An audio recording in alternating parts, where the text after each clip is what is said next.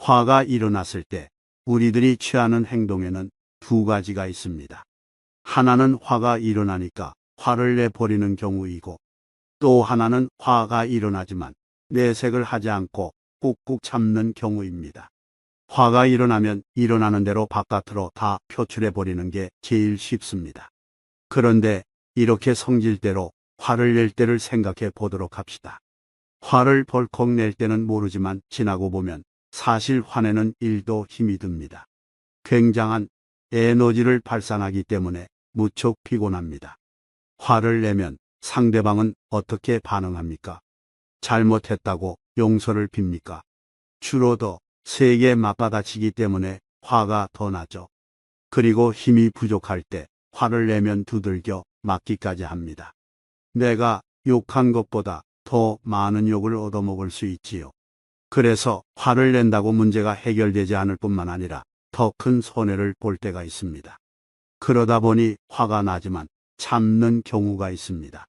이럴 때 화를 참기로 선택한 것은 누구를 위해서입니까? 사실은 나를 위해서 참는 겁니다. 참고 싶어서 참는 사람은 없습니다. 어쩔 수 없으니까 참는 거지요.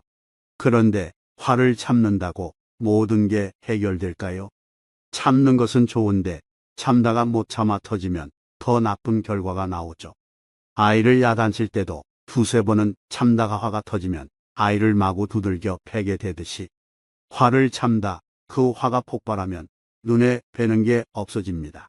그래서 살인을 하거나 폭력을 행사하거나 자살을 하는 등 극한적인 행동으로 자신을 몰고 가기도 합니다. 참는 것은 나에게도 괴로움입니다. 그래도 참을 만하면 괜찮은데 이것이 터지는 게 문제이지요. 또 터지지 않았다 하더라도 참는 것이 오래 누적되면 스트레스가 쌓입니다. 스트레스가 자꾸 쌓이면 목이 뻣뻣해지고 뒷골이 아프다가 조금 더 심해지면 눈이 침침해지고 거기서 더 심해지면 머리가 아픕니다. 그래서 우리나라 여성들이, 특히 부인들이 참는 게 약이다 해서 너무 참다가 다른 나라 사람에게는 거의 없는 화병이 많이 생기게 된 것입니다. 우리 사회는 화를 내지 못하도록 너무 억눌러 온 문화였기 때문에 정신과에서는 환자들에게 화를 내도록 유도합니다. 그런데 당사자에게 대놓고 화를 낼 수는 없으니 화나게 만든 상대의 얼굴을 그림으로 그리거나 허수아비를 만들어 놓고 실컷 욕을 하게 한다든지 몽둥이로 두들겨 패게 합니다. 이런 식으로 스트레스를 해소하고 나면 좀 시원해지지요. 그러나 문제가 근원적으로 해결되지는 않습니다. 그러면 부처님은 이 문제에 대해서 어떻게 말씀하셨을까요? 화가 난다고 화를 내버리는 것은 제1의 길인 쾌락에 속합니다. 화가 날 때 무조건 참는 것은 제2의 길인 고행에 속합니다. 제1의 길, 제2의 길도 해탈의 길은 아닙니다. 해탈의 길은 두 길을 떠난 제3의 길, 중도입니다. 우리는 화가 일어났을 때 화를 내거나 참거나 하는 두 가지 길밖에 모르지요. 그러면 제3의 길인 중도의 길은 구체적으로 어떻게 하는 것일까요? 우리는 보통 화가 나면 눈에 뵈는 게 없다는 말을 합니다.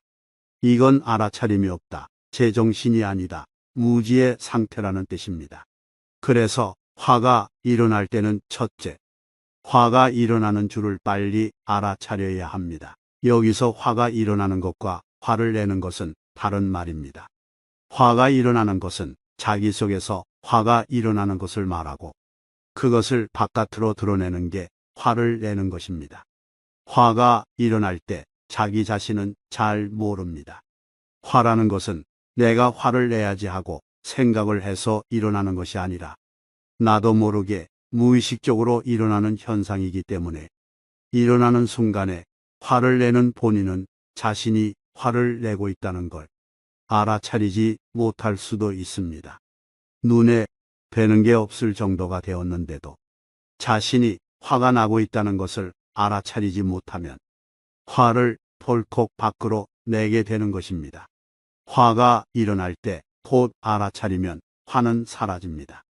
마치 두 개의 붓돌이 부딪혀 불이 일어났을 때 옆에 불이 옮겨 붙을 솜이 없으면 그냥 사라져 버리지만 솜이 옆에 있어서 솜에 불이 옮겨 붙으면 급속히 커져 나가는 것과 같습니다. 이처럼 화가 일어나는 순간에 알아차리는 게 매우 중요하기 때문에 첫째, 알아차림에 대한 연습을 계속해야 합니다.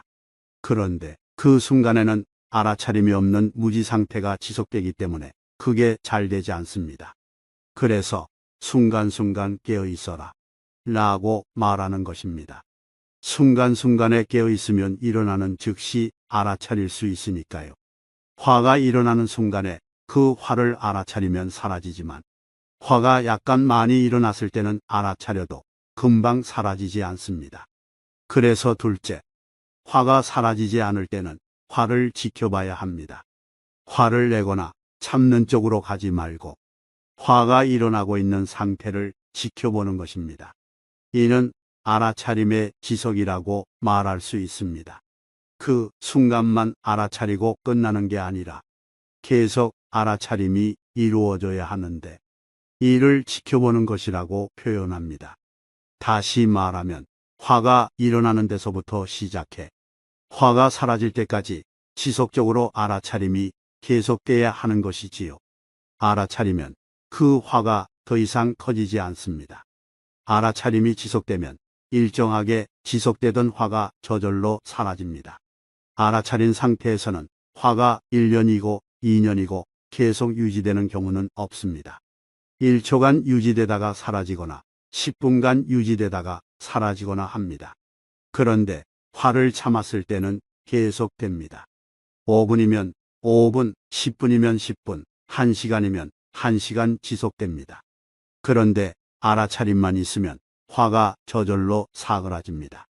그래서 참으려고 노력하지 말고 화가 일어남을 알아차리고 그 알아차림을 지속하면서 저절로 사그라질 때까지 지켜보라고 하는 것입니다. 그 화의 존재를 매우 뚜렷이 바라본다는 뜻에서 이를 관법이라고 하지요. 원어로는 위빠사나라고 부릅니다. 그런데 알아차림이 없이 이미 화가 나 버렸다면 화가 난 후에라도 화를 내고 있는 자신을 알아차려야 하고 지속적으로 지켜보아야 합니다. 그런데 지켜보아도 화가 계속 난다면 그때에는 상대편 입장에 서서 상대를 이해하려는 마음을 내야 합니다. 화를 내버렸거나 화를 계속 참고 있다면 참회의 기도를 해야 합니다. 내가 당신의 마음을 이해하지 못했습니다. 당신 입장에서는 그럴 수도 있었겠네요. 그런데 내가 너무 내 입장만 고집해서 당신을 이해하지 못하고 당신을 미워했으니 제가 잘못했습니다. 참회 기도는 이렇게 생각을 돌이키는 것입니다. 그러면 화나는 마음이 사라집니다. 그래서 상대방의 마음을 이해하기는 곧 내가 참회하기로 직결됩니다. 참회한다는 것은 상대편 입장에서 이해하기의 일환입니다. 이것이 내가 옳다는 것을 내려놓는 방법입니다. 이렇게 하나하나 수행해 나가면 지금보다 훨씬 더 편안해질 수 있습니다. 젊을 때는 시간이 지루할 만큼 안 가는데 나이가 들면 시간이 아주 빨리 간다고 느낍니다. 같은 시간인데 왜 다르게 느껴질까요? 어릴 때는 보통 빨리 어른이 되고 싶어 합니다. 그래서 나이도 좀 올리고 내가 형님이다, 내가 언니다, 우기기도 합니다. 그렇듯 어른 되기를 기다리니까 시간이 안 가는 듯한 겁니다. 막상 어른이 되면 그때부터는 한 살이라도 낮추고 싶어 합니다. 어릴 때 시간의 흐름은 성장을 가져오지만 나이 들어서는 노화가 따르잖아요. 팽팽하던 얼굴에 주름이 생기고 검던 머리카락에 흰머리가 하나 둘 생기고 밤을 새워도 끄떡없던 체력이 하루가 다르게 약해집니다. 마음은 여전히 청춘인데 몸은 마음대로 되지 않는 걸 느끼기 시작합니다. 그러면 해놓은 것도 없이 나이만 먹었구나 하는 생각에 미래가 두려워지면서 마음이 과거로 향합니다. 그래서 흔히 나이 들면 지난 이야기를 하면서 추억에 잠기고 지난 세월을 그리워해요. 그때가 좋아서라고 그리워하는 바로 그때는 과연 행복했을까요? 어릴 때, 젊을 때는 다 행복한 걸까요? 중고등학생에게 행복하냐고 물어보세요. 다 힘들다고 합니다. 대학생에게도 행복하냐고 물어보세요. 다 힘들다고 해요. 지난 시간은 다 아름답고 좋은 것 같아도 실제 그 시간에 늘 행복했던 것만은 아닙니다. 후회는 지금의 나, 지금 생활에 만족하지 못하는 데서 비롯합니다. 한 여론조사에서 10대부터 50대까지 인생에서 가장 후회되는 게 무엇인가요? 하고 물었을 때 세대와 상관없이 1위가 바로 공부 좀 할 걸이었다고 합니다. 그러니까 그때 놀지 말고 공부했다면 지금 훨씬 더 잘 살 거라고 생각하는 겁니다. 그처럼 우리는 늘 후회하며 과거에 연연해합니다. 그때 이걸 알았더라면, 이런 선택을 했더라면 하고 인생 극장에 시나리오를 쓰면서 지난 선택을 후회하고 지금의 모습을 초라하게 여깁니다. 되돌릴 수 없는 과거에 매이면 현실은 늘 괴롭고 불만스러울 수밖에 없습니다. 그럼 인생을 후회 없이 행복하게 사는 비결은 무엇일까요? 바로 10대는 10대에 충실하고 20대는 20대에 충실한 겁니다. 10대에 충실한 것은 무엇일까요? 10대는 공부에만 매진하면 됩니다. 어른이 되면 늘 책임져야 하고 밥벌이를 해야 하는데 10대에는 공부만 해도 되고 그것만 잘하면 칭찬까지 받잖아요. 인생에서 그런 시간이 2번 오지 않는데 그때는 그걸 모르고 힘들어합니다. 20대가 되면 연애하면서 설렘도 맛보고 가슴앓이도 합니다. 이것은 청춘이 누릴 수 있는 특권이에요. 설사 실패해도 그 경험 덕분에 사람에 대한 이해가 깊어지고 삶도 성숙해집니다. 그런데 이 과정이 힘들다고 빨리 나이 들어 이런 가슴 아픈 일을 겪지 않았으면 좋겠다고 생각합니다. 그 시기에는 늘 힘들고 괴로워하지만 지나고 보면 그래도 그때가 좋았다고 그리워합니다. 지금 40, 50대가 나이 들었다고 한탄하는데 한 2, 30년 지나고 보면 바로 지금 시절이 한창 때였음을 알게 됩니다. 지금 60, 70대가 나이 들었다고 서러워하는데 10년 지나면 또 내가 10년만 젊어도 하면서 그때를 그리워합니다. 이렇듯 늙었다는 건 상대적인 겁니다. 청춘인 고3이 고2에게 심부름을 시키면서 이렇게 말하잖아요. 젊은 내가 해야 늙은 나는 쉴난다. 아이가 어른을 흉내내며 현재를 살지 못하는 것도, 또 젊은 사람이 험난한 세상살이가 힘들다고 나도 빨리 나이 들었으면 좋겠다고 생각하는 것도, 늙어서 젊었을 때가 좋았다고 젊음을 부러워하는 것도 지금 주어진 행복을 제대로 보지 못하는 어리석음 때문입니다. 그러니까 젊은 사람은 젊으니까 힘도 있고 꿈도 가질 수 있어서 정말 좋구나. 또 나이 든 사람은 인생 경험을 많이 했더니 이해의 폭이 넓어지는구나. 이렇게 자기를 긍정하고 현재의 삶을 더 좋게 만들어가야 합니다. 어릴 때는 어린 대로, 젊을 때는 젊은 대로, 늙으면 늙은 대로. 좋은 사람은 평생 행복하게 삽니다.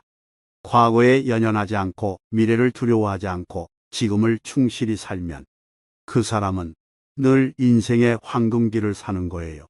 그러면 나이가 들어도 서글프지 않고 인생의 마지막 순간까지 행복하게 살 수 있습니다. 그런데 오늘 우리가 나이 들어가면서 후회하고 만족하지 못하고 불행한 것은 세상에서 추구하는 가치에 휘둘려 자기 중심을 잡지 못하는 데 있습니다.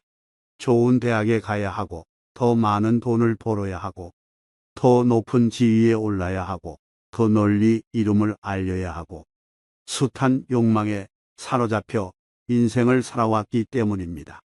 이제 내 중심을 잡고 인생의 문제를 해결하려면 지금까지 삶의 우선순위였던 재물, 출세, 명예, 건강 등에 대한 욕구를 뒤로 돌려야 합니다.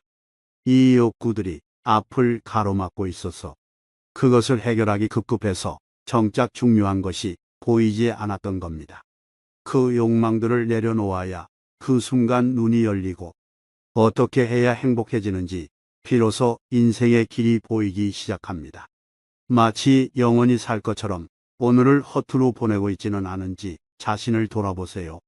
죽음의 순간은 언제 올지 알 수 없기 때문에 오늘 최선을 다해야 하고 그 마음을 잃지 않아야 내일 죽어도 후회 없는 인생을 살 수 있습니다. 세상에서 추구하는 성공과 상관없이 스스로 만족하는 삶을 살아갈 때 그것이 바로 좋은 인생입니다. 늘 오늘의 삶이 만족스러우면 그게 곧 행복한 인생이지요.